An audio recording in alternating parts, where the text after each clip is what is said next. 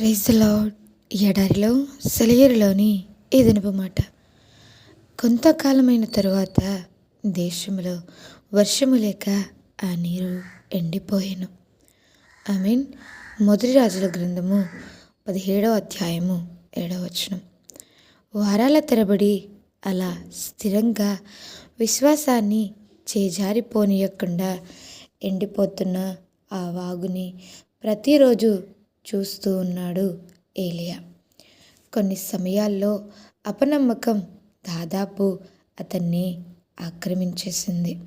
కానీ ఏలియా మాత్రం తనకు సంబంధించిన పరిస్థితిని తనకి తన దేవునికి మధ్య రాకుండా జాగ్రత్త పడుతూ వచ్చాడు.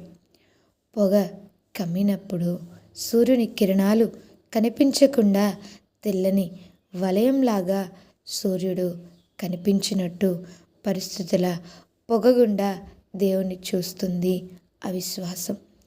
కానీ నిజమైన విశ్వాసం అయితే తనకి తన పరిస్థితులకి మధ్య దేవుణ్ణి ఉంచుతుంది. దేవుని గుండా వాటి వంక చూస్తుంది.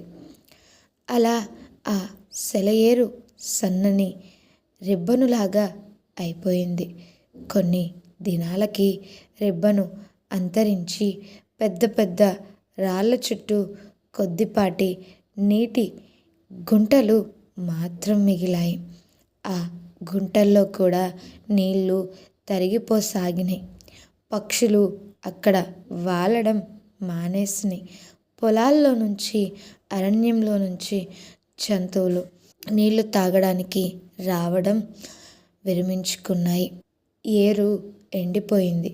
ఇదంతా ఆయన తరువాతనే అతని సహనం, నిశ్చలత, మూర్తిభవించిన ఆత్మకి దైవవాక్కు వచ్చింది. నీవు లేచి సారేపతు వెళ్ళు. మనమైతే కంగారుగా నీళ్ళింకా పుష్కలంగా ఉన్నప్పటి నుంచే ప్లాన్లు వేసుకుని అలసిపోయేవాళ్ళం.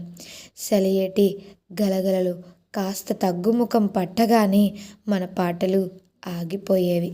నీటి మొక్కలపై భాగాలు ప్రవాహం పైన కనిపించడం మొదలుపెట్టినప్పుడు మనం ఒడ్డున తీవ్రంగా ఆలోచిస్తూ పచార్లు చేస్తూ ఉండేవాళ్ళం.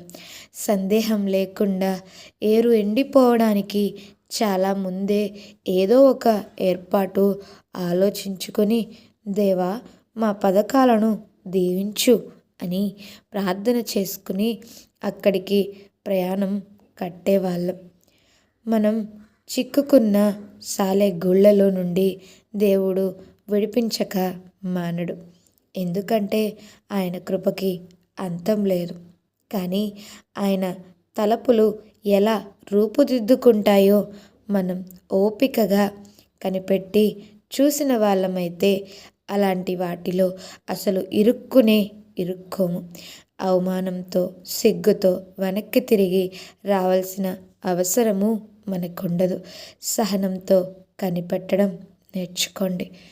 ఈ కొద్ది మాటలు దేవుడు మీనా వినికిల్లో దీవించునుగాక.